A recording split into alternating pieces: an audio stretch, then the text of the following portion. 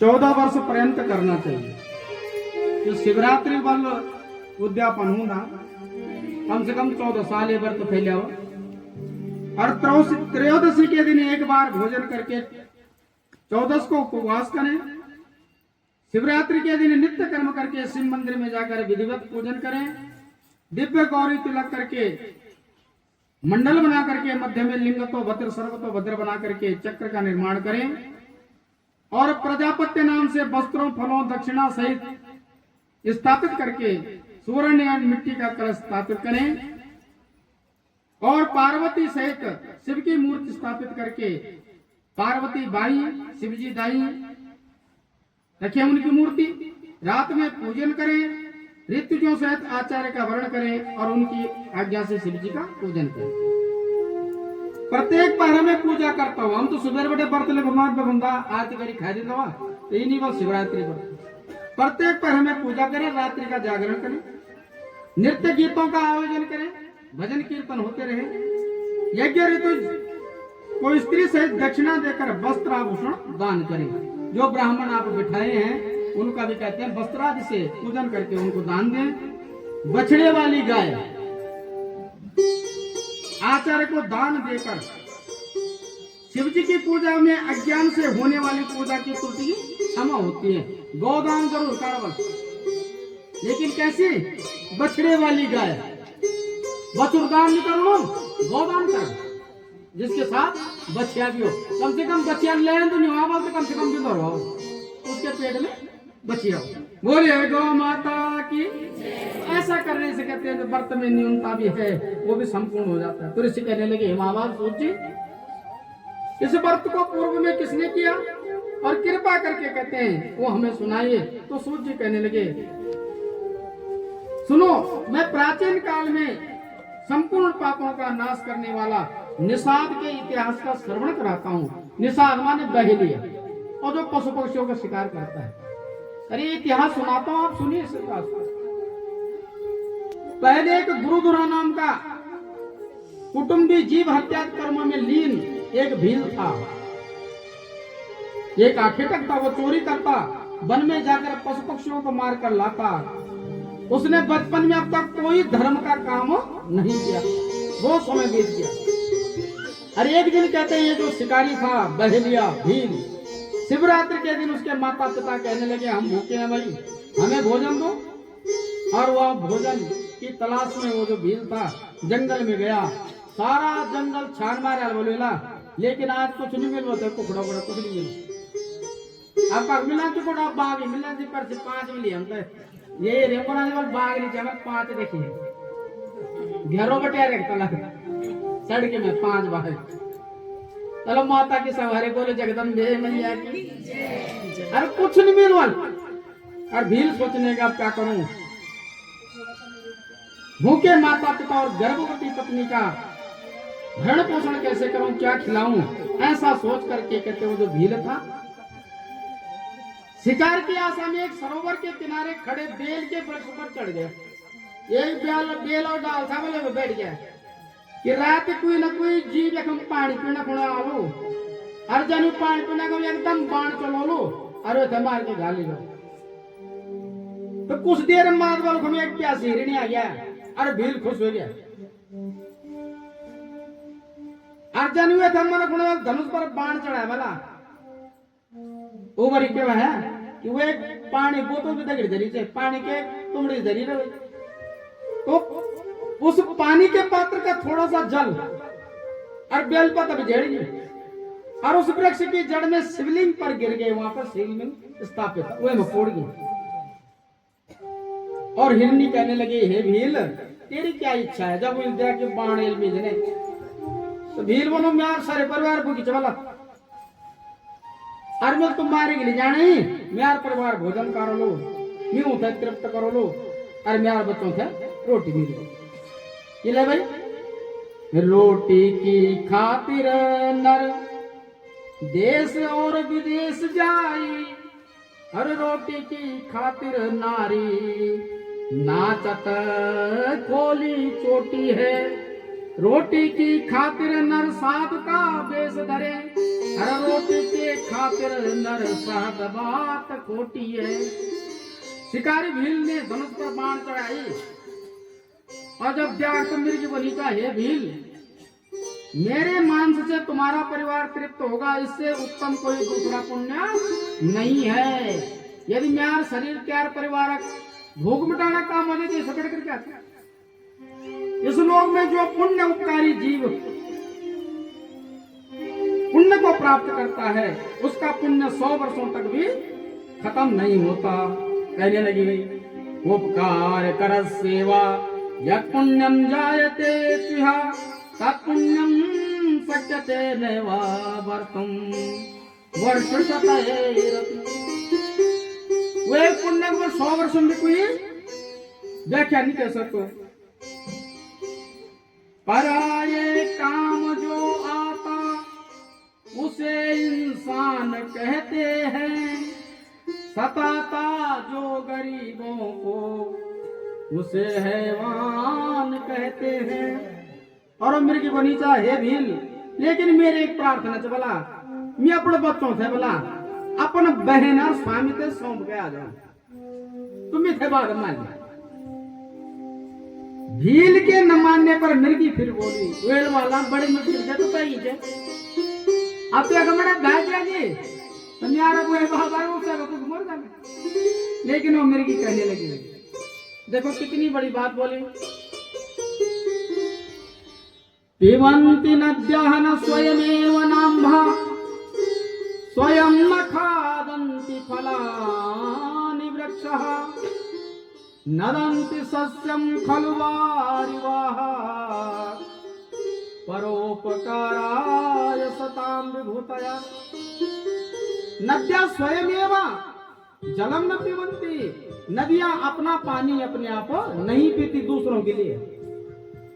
और स्वयं न खादन्ति फलानि वृक्षा, वृक्षा स्वयं फलानि न खादन्ति, पेड़ अपने फल कभी अपने आप नहीं खाते। इसी प्रकार कहते हैं वारिवाह माने बादल, ये बादल कभी अपनी उगाई फसल को अपने आप नहीं खाते। क्यों भाई? क्योंकि परोपकाराय सतां विभूतया, जो सज्जनों के शरीर है संतों के, वो अपने लिए नहीं है, वो परोपकार है। आज इसके मनीष वाला मृगी, ये भील, यदि मैं तेरी बात नहीं मानूं, तुम्हारे पास वापस ना आऊं, तो मुझे वेद बेचने का पाप लगे, मुझे 3 साल संध्या न करने का पाप लगे, धर्म तोड़ने वाले का पाप लगे, और काम में आसक्त स्त्री की पति की आज्ञा उल्लंघन करने का पाप लगे। विश्वासघात के यच तथा वे छैल करतरी, तेन पापेन लिंपामि यज्ञहं नागमय पुनः। मेरे को विश्वासघात करने का पाप लगे, मुझे छल करने का पाप लगे, जो छल करने का पाप होता है, यदि मैं तेरे पास लाऊं मुझे वही पाप लगे। और हिनिन की इस बात पर भील को अब क्या विश्वास है भाई।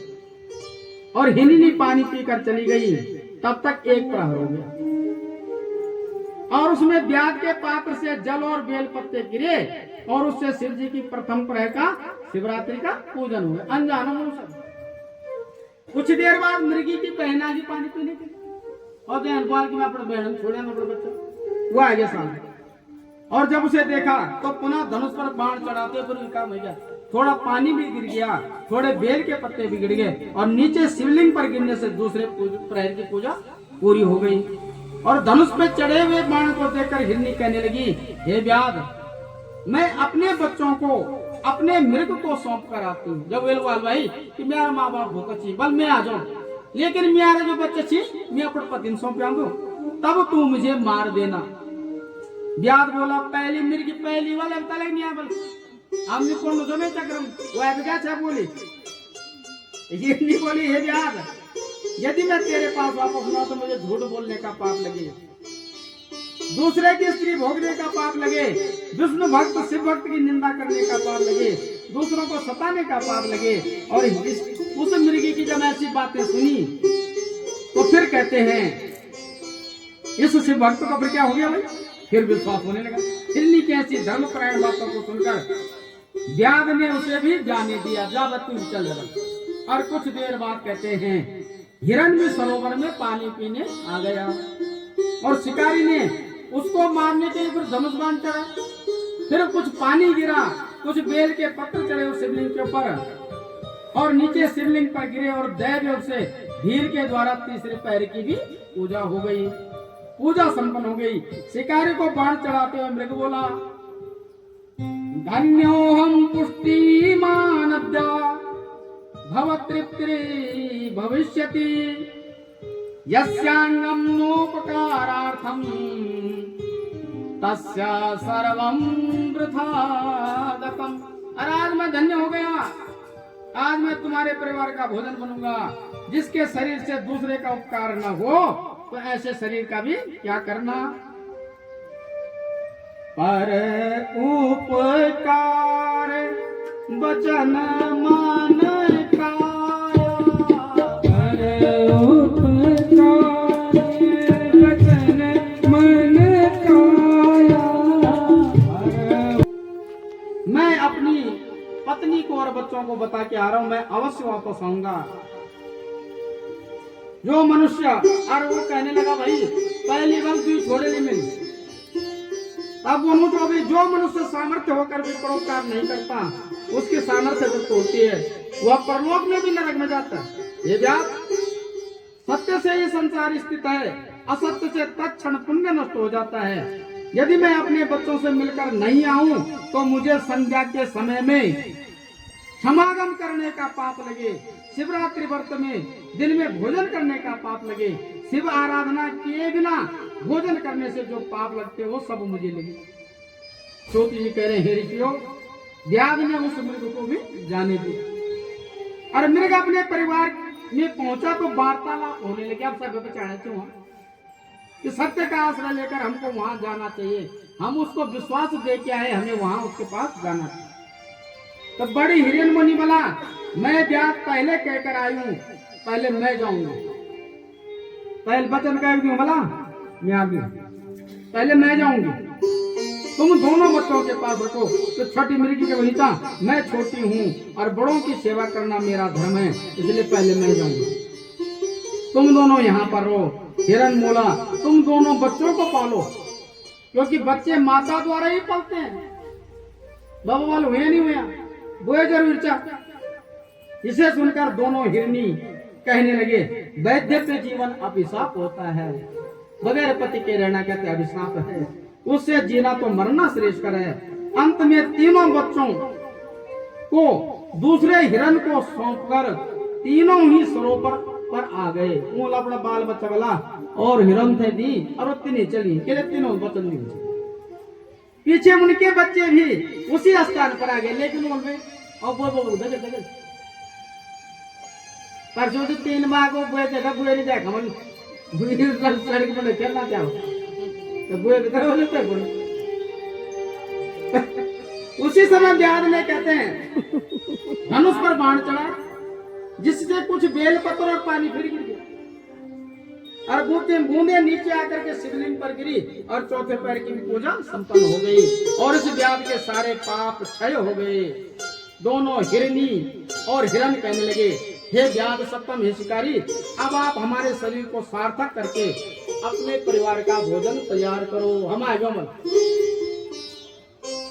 व्यावल जी कहना कह कान पांडो और उसकी वाणी सुनकर व्याध भी विस्मय में प्राप्त होकर के सोचने लगा, रहे इनको सोच देखो, अज्ञानी होकर भी धर्म और हित की बात कर रहे हैं कि शरीर परोपकार के लिए। व्याध का मन अनजाने में हुई शिव जी के पूजन से शुद्ध हो गया, उसका भी मन सोचने लगा मैंने क्या फल पाया, मनुष्य शरीर पाकर भी अपना सारा जीवन व्यर्थ गंवा दिया, दूसरों को दुख देकर और अपना और अपने परिवार का हित किया, हत्याएं करी, चोरी करी, हाय मेरी अब क्या गति होगी। और ऐसा सोचकर मृग और दोनों मृगियां ने कहा, हे मृग श्रेष्ठो, तुमने शरीर से भी अपने वचन और धर्म का पालन किया, उनको पहराओ। अब आप तीनों अपने बच्चों के पास रहकर उनका लालन पालन करो, मैं तुम्हें नहीं मारूंगा। और व्याध ऐसे कहते ही कहते जब व्याध ने ऐसा किया तो शंकर भगवान वहीं पर प्रकट हो गए। बोले शंकर भगवान व्याध मैं तुझसे प्रसन्न हूं, वरदान मांग ले। तो व्याध आश्चर्य से शिव जी को देखता हुआ शंकर जी के चरणों में गिर गया। भगवान शंकर से कहने लगा, और भगवान शंकर कहने लगे, हे व्याध, हे शिकारी, हे भील, तू मनोवांछित फलों को भोग कर श्रृंगवेरपुर की राजधानी बनाकर वहीं निवास करेगा। और व्याध, तुम्हारे वंश की वृद्धि देवताओं से भी वंदित होगी। आपके श्रृंगवेरपुर में कहते हैं रामचंद्र भगवान आकर के आपसे क्या करेंगे, मित्रता करेंगे, और तुम दुर्लभ मोक्ष पद को प्राप्त करोगे। और उसी समय कहते हैं शिव जी के दर्शन करके मृगों ने भी अपना मृग शरीर त्याग दिया, दिव्य शरीर धारण करके विमान में बैठकर स्वर्ग को चले गए।